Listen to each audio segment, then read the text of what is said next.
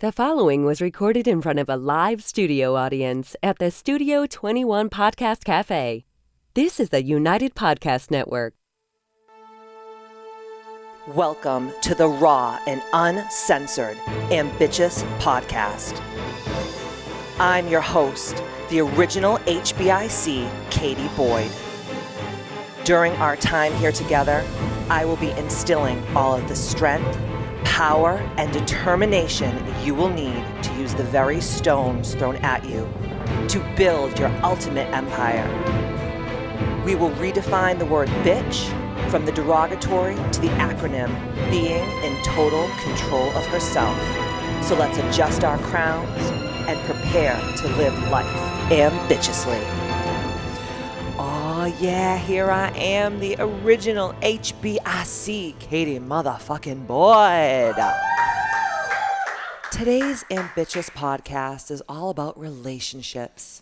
It also has its first special guest, Matt Babine, my husband, my tormentor, twin flame, and best friend. We are going to be sharing our love story with you, the good, the bad, and the the ugly. But before I do anything, I wanted to share the Ambitchious podcast iTunes review of the week, and it is from T Shizzle. T Shizzle, I love your name.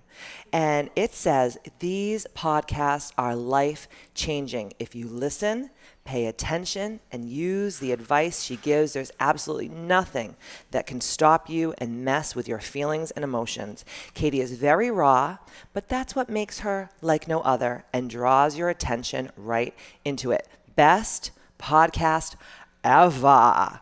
So T-Shizzle, whoever you are, you little love bug, please email me at themisfitclub@gmail.com and redeem your $100 gift certificate to use towards anything KBMFC related. And this month's Ancient Nutrition Keto Starter Kit winner is Stephanie Borges.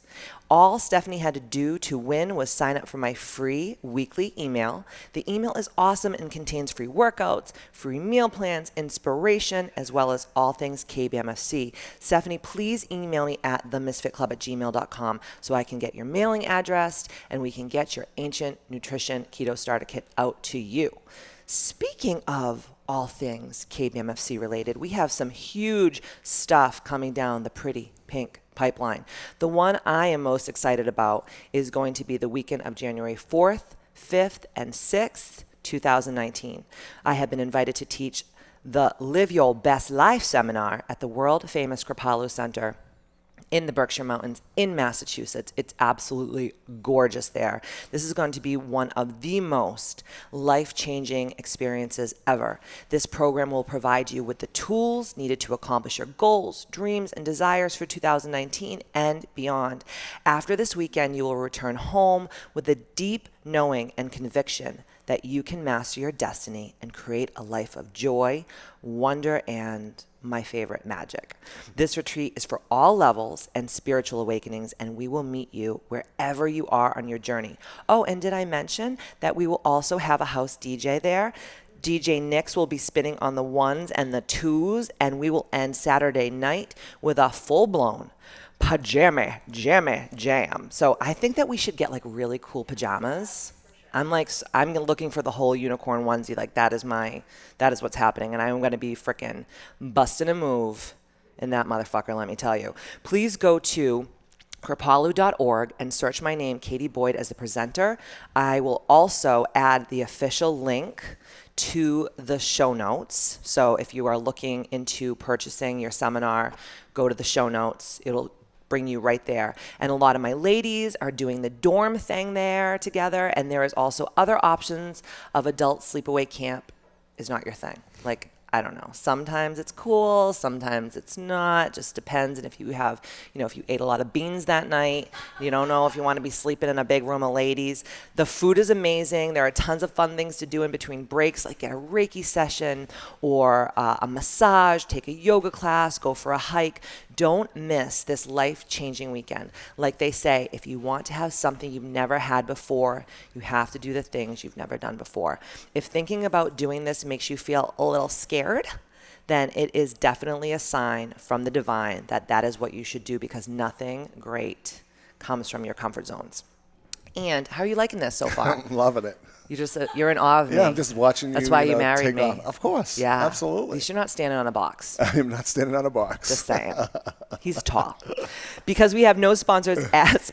You love that one, didn't you? I love that. That's good. Because we have no sponsored ads here on the Ambitchious podcast, and it is entirely funded by this bitch. Yours truly. My only ask of you is this. Please give Ambitchious a 5-star and a written review on whatever platform that you consume Ambitchious on. My dream is to have the Ambitchious movement touch the lives of women and men everywhere who need some love, some practical tools, some validation that they are on the right path. You know, we're living in a world today where there is just so much fear, there's so much loneliness, and I truly, deep down in my soul, want people not to feel alone. So much anxiety and depression comes from not feeling connected. And I myself struggle with both depression and anxiety. And I know how lucky I am that I have an incredible, loving, like-minded community that supports me every day. And not everyone has that, which is so sad.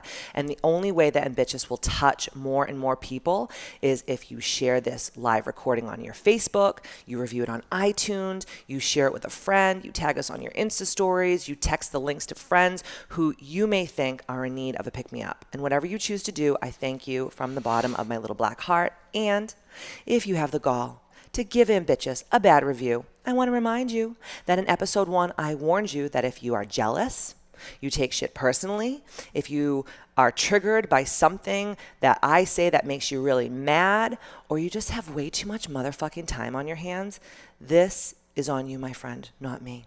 I am just here holding up the mirror to your wounds. Instead of taking the time to talk shit, why don't you work on your non-negotiable spiritual practices, or maybe take a deeper look into why the Ambitchious movement is triggering your damn shit so bad? Or if you're too lazy to do that, you can go into a dark room, light a candle, slip on something stained, of course, because that's all you own, and put on a little Enigma and go fuck yourself. Oh, Domine Christi, amen. Do you remember that song? Da, da, da. Every week on the Ambitchious podcast, we'll always touch on my 6 favorite topics. Matt knows them well. I call them the deal makers or breakers. And today is all about relationships. But the other 5 are wealth, abundance, and money mindset. 2 is health, nutrition, and wellness. 3 is feelings, emotions, and fierce boundaries. 4 is your environment. And 5 is non-negotiable spiritual practices. So now that you are reminded, let's get this party started. Yes. So I'm going to start today with this quote from Rumi. And you know I love me some Rumi. He rocks, yeah. He pretty much does rock. And so all my quotes are going to be Rumi-esque today because he is the most amazing love poet. And he says, I love you because the entire universe conspired to help me find you. That being said, here is Matt Babine, or as some people like to call him, Mr. Boyd. That's always great when I get called Mr. Boyd. I love that. Thanks for being on. Awesome. Thank you for having me. Thanks This for taking is time out of fantastic. your busy life. I am always busy, but never Busy too life. busy for you, my love. Who's more busy? Definitely me. No, you are Bullshit. definitely Artists. pushed the envelope. So I want... We're both pretty busy. Yeah, we are. Yeah. We're very busy. And we're going to be even busier today when we have our gums flapping for the next, I don't know, 20-something minutes. So Is that all? Okay. yeah, I mean, we could definitely just be here for 18 hours with all the shit that we've been through. So I want to talk about first, because people always ask, like, everywhere we go, whether it's out to dinner with doctor friends of yours or just like people that we meet, they're always like, oh, how did you meet? That's like the reoccurring theme, right? Yeah. So how did we meet, Matt? So first, it's funny because I worked with this woman, Mahjong, for years. I went to school with her. We were always together. And through my career for like 15, 16 years, she was always at a company with me. And it was really, really weird. And I'm like... I love how he's looking at me, talking to me like I don't know the story. Yeah. So what Look out happened? in there to the people. Yes, to the people. Yes. All right. Get out of the way. I'm the star of this thing now. So... I'm going to sip some of my tea. So listen, anyways. So, this woman was, following me around, work to work. And we were kind of friends. And, we always worked at the same place. And now I know why, is because she ended up introducing me to Miss Katie Boyd. And So how did I know Marjan? Want me to tell that story? yeah, why don't you tell that story? So when I owned Katie Boyd's Misfit Club in Wellesley, Massachusetts, there was a sleep lab in the basement of my gym, and there was a doctor there, and she worked with Marjan, and Marjan also taught TRX classes. So one day she came upstairs, she knocked on my door, and she's like, oh my God, I've been hearing about this like pink gym upstairs on the second floor. I always call on this doctor. I would love to like, just take a look. She came in, we hit it off. She's like, I teach TRX, which is Navy SEAL suspension training. I said, I would love to have you come here and teach. She started teaching, and she taught for me for about a year.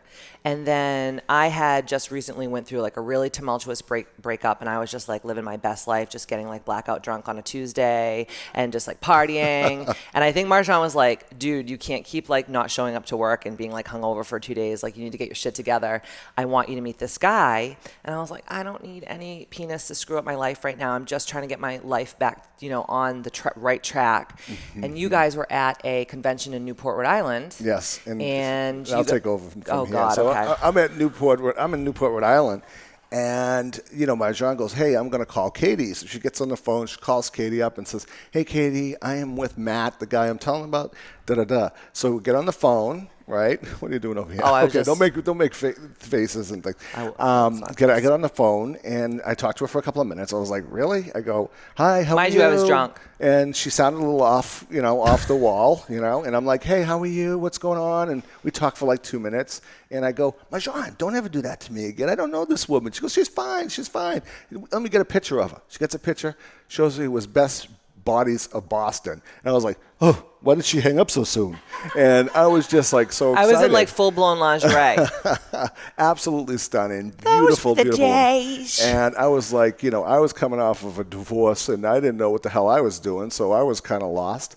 And it was just, it was kismet. It all came together. But it came together, we'll tell the stories how it came together. It wasn't always, roses and... Marjan like worked on me to go on a date with him for like almost 9 months. 9 months. And I finally said I was to her, that hideous, huh? No, it wasn't that you were hideous. I just wasn't in the mood to deal with more bullshit. I was trying to get my life back together. And Marjan said to me, you really should go out with him. He's the nicest guy. He's literally you, but a man. And I was like, I don't know if I really want all that. Yeah. So I said to her, I go, listen, I will go on a date with him, but you have to come. And it has to be like a lunch date so I can get the fuck out of there. Like, I don't want to be like trying to get like a good night kiss or any of that stuff. So yes. Matt showed up to my gym. So I'm sitting there, and Marjan was just like, I'm out there, and I go, Marjan, where are you? Just go in, introduce yourself. I'm like, yeah. I'm like, really? Come on. You're not even going to introduce me to this girl in face-to-face? Listen, I'm running late, and, if you want to do this, you're going to have to go up there and you say hi. I go, well, fuck it. I'm a sales guy. I'm going up. So I go in there, and I knock on the door, and she opens the door, and we sit down, and we started talking to each other. And I will never forget, I asked a question. She had this picture of this famous photographer that took a view, and it was in front of her wall. And I go, hey, isn't it funny? Why should it be over your head so everyone can see this gorgeous picture? She goes, I just want to remember who the fuck I am. I was like, I like this girl. I always keep a picture of myself in front of me, like in my best. Yeah, that was the best. Because I have to, sometimes It's when my you're having a favorite bad picture. day, and that day was kind of bad because I remember I had like a Victoria's Secret like pink like sweatsuit on for our date, not a stitch of makeup, because I was like, I have to scare this guy away. Yeah. Like I'm really gonna work on it. So we went to lunch, all three of us together. I got bollocky bare ass drunk at lunch. Yes, she did. I showed him a picture of my poop. Yes. This is a true story. Like, I just was like, what do you think of this picture? And he's like, that's a huge shit. And I was like, it's mine. And he was like, okay. And I was like, damn it. I just thought like I was just going to scare him away. That would not scare me. Remember, I did see Boston's Best Body. That's true. So you kind of nothing knew. was going to scare me away. So I'm like, damn it. So at the end of the date, he brought me back to the gym and he says to me, I want to take you on a real date. And I was like, God damn it. Everything I did failed. And I opened my planner and I was like, okay, fine. I picked the most obscure random day in the whole world. It was like a Tuesday night. It was like 6 weeks away. April 20th. Yep. And I was like, this night, that's all I have. And he was like, sure. And I was like, God damn it. Like everything was just failing. It was like 4 months in advance or Yep. something. But I'm like, something? If I want to meet with a good doctor or I want to meet with a good person, sometimes their schedules are busy. So I was like, something? I'm going to put you in there. And it worked out. Just call me Dr. Boyd. Yeah, that's my next degree I'll be receiving, my doctorate. Yeah. So then we finally went on a date. that night. Yes. April 20th. But all day long, I was in the city with a friend who was getting married, and we were like drinking and looking at venues and like, shooting the shit. And about an hour before I was supposed to go on the date, I said, I can't do this. I just can't do this. I just don't want to do this. I don't want to go on this date. I'm going to call him and cancel. And I'll never forget this. She slapped me across the face hard, like boom. And I was like, what the fuck? And she's like, listen to me. This could be a free meal, or this could be your husband. You got to get your ass there, and you got to go find out. And that was it. Yeah. And we went to Mistral in Boston. Yeah. Mistral in Boston, and I'm shitting my pants because Matt was like 17 vodkas deep. Right, because I hadn't been dating. I was married for 14 years or whatever, of not bliss. And I was sitting there going, oh, Jesus, I got to get there early. I got there at noon.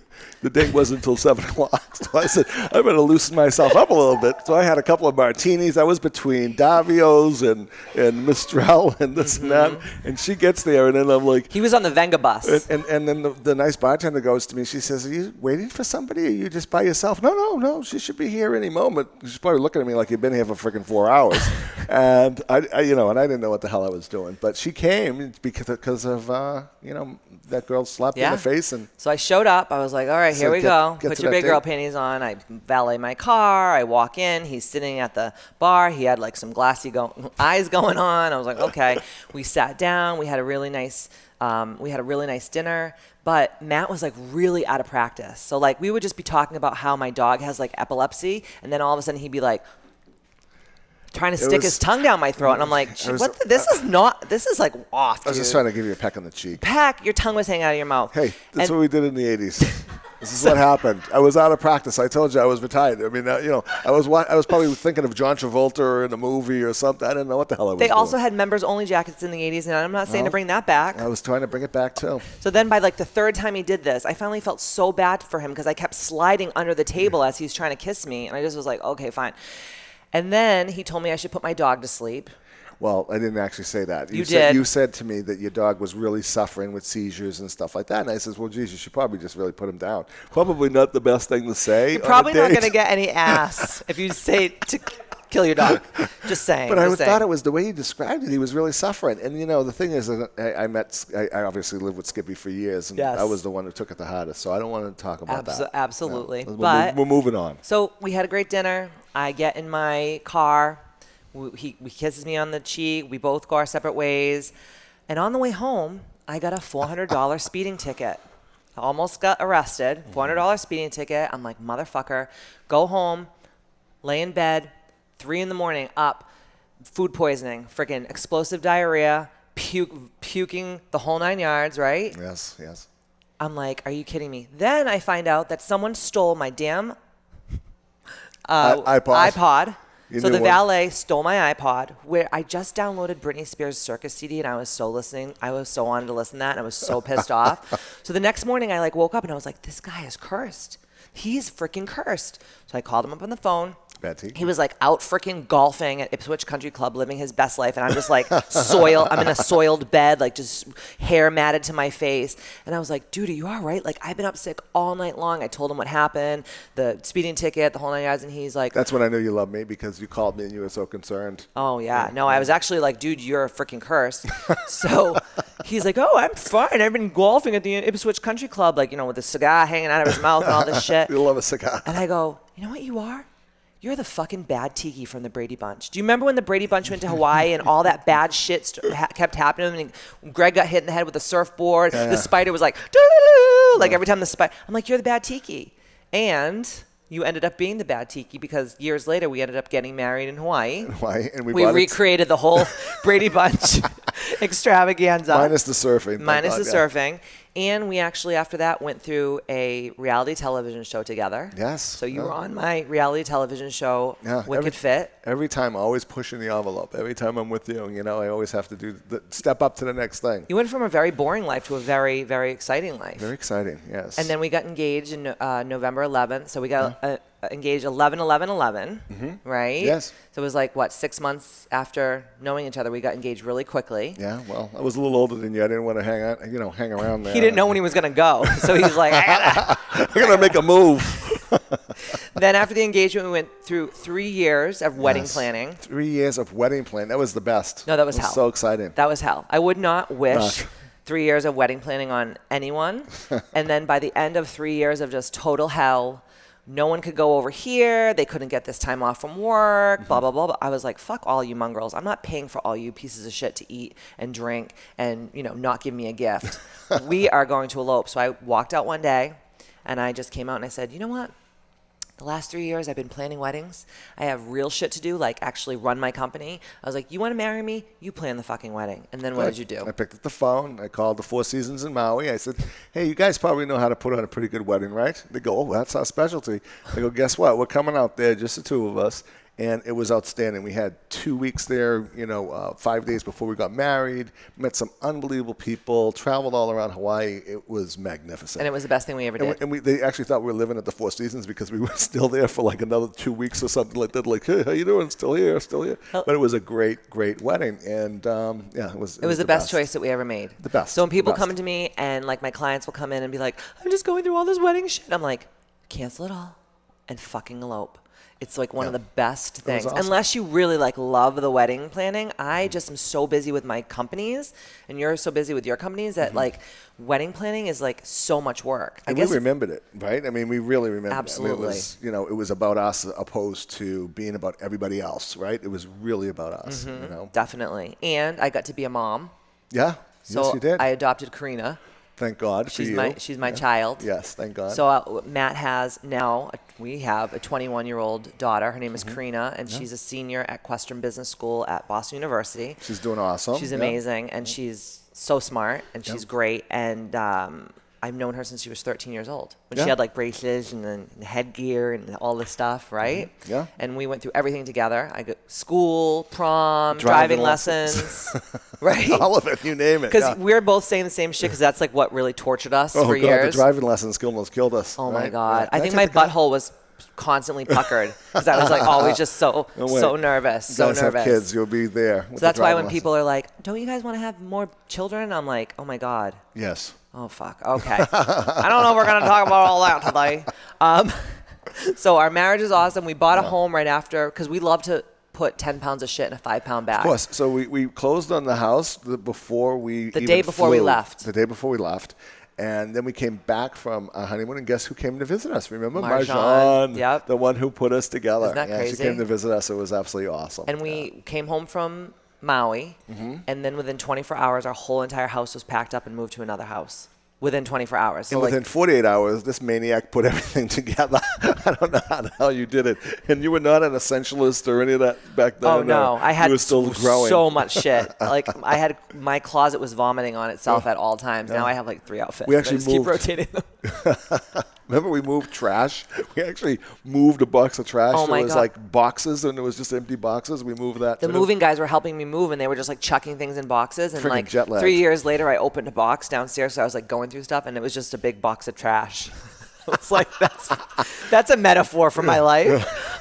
Well, we threw it out. We got rid of it. Yes, we took I it did. out. Yes. Don't take that credit, Daniel. And we work together. Yeah. So in 2014, I moved my entire studio from Wellesley, Mass. up to Hudson, New Hampshire to the second floor of your karate studio. My husband is a world champion, 2-time world champion martial artist. Yes. And he owns Dojo Sante in Hudson, New Hampshire. He is incredible. And there was like nothing going on upstairs. You had another dojo, but it wasn't even ever being utilized. No, and it was funny because I never felt comfortable teaching classes up there, and this is even before I knew you. And my dream was my thoughts were I was going to have a class going on upstairs and classes going on downstairs at the same time simultaneously. Weird. And never worked out that way. And then when I met Katie, and you got your lease was up, and I'm like, you got to get the heck out of Massachusetts.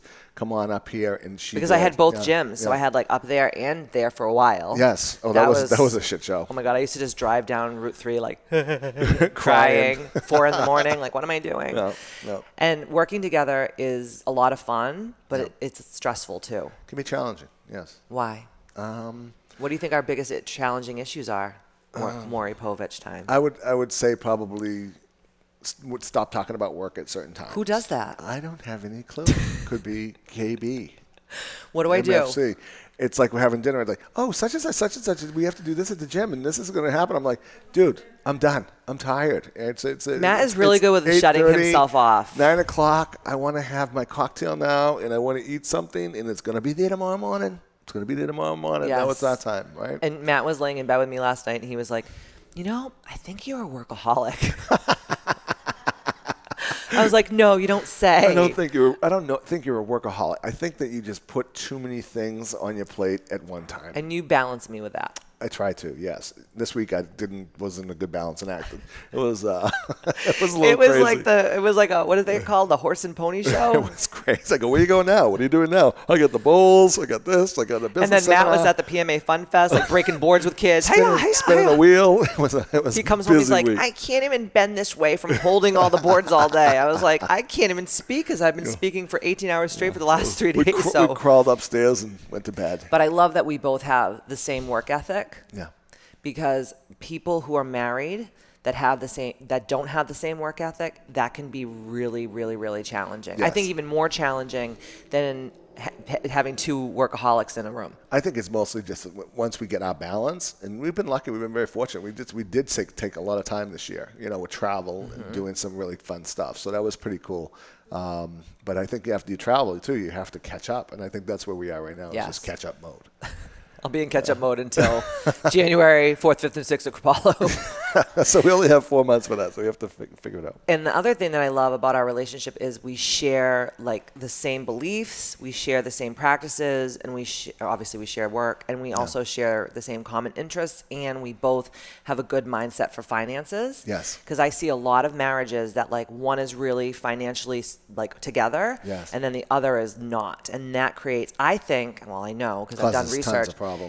Most divorces actually come from financial problems. Right. Like one is an overspender, or like my mother used to do, she would hide boxes and bags and shit in the car until my dad would go to work, and then she would sneak them in. And I would be like, what are you doing? She's like, nothing. I'm like, oh. But as you get older, you're like, oh shit, she's hiding that shit from my dad.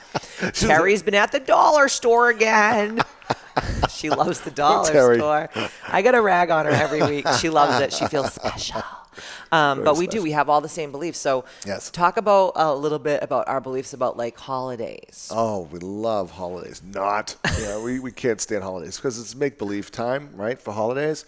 And, for Christmas, we're about experiences and not necessarily buying stuff and buying more crap and, being a consumer, yes, right? So for holidays, it's really not, it's not a good time for a lot of people. A lot of people have a hard time during holidays. So we kind of either give of our time or we just go away and do something like that. We usually do both. So we always do some kind of philanthropic thing. Every year. Then we usually go away for Christmas. Yes. And we have an experience. So last year we went to Cuba with friends of ours, which was one of the most incredible experiences, one of the most incredible eye-opening experiences of my lifetime. Yeah, it was awesome.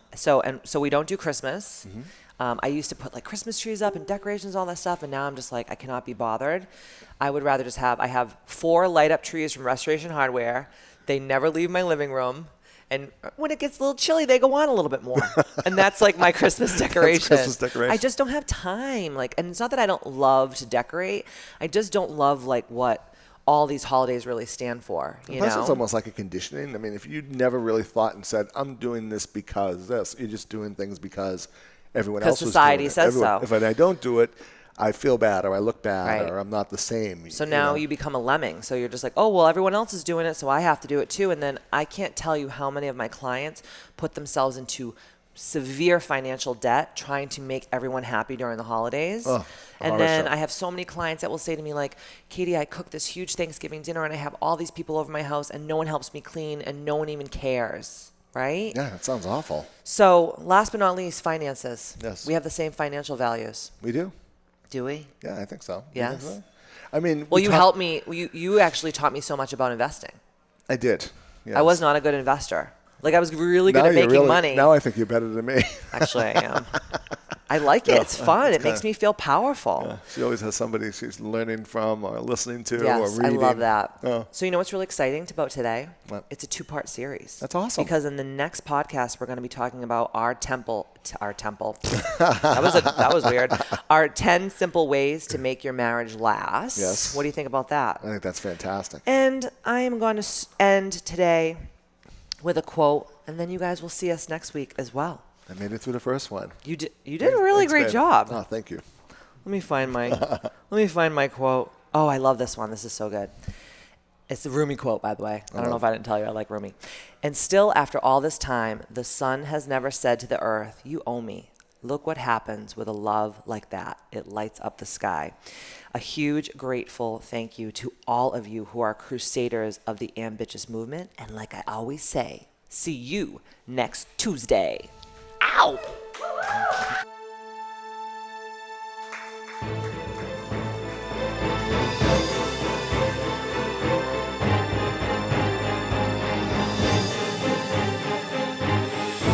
The views and opinions expressed by the hosts, guests, or callers of this program do not necessarily reflect the opinions of the Studio 21 Podcast Cafe, the United Podcast Network, its partners, or affiliates.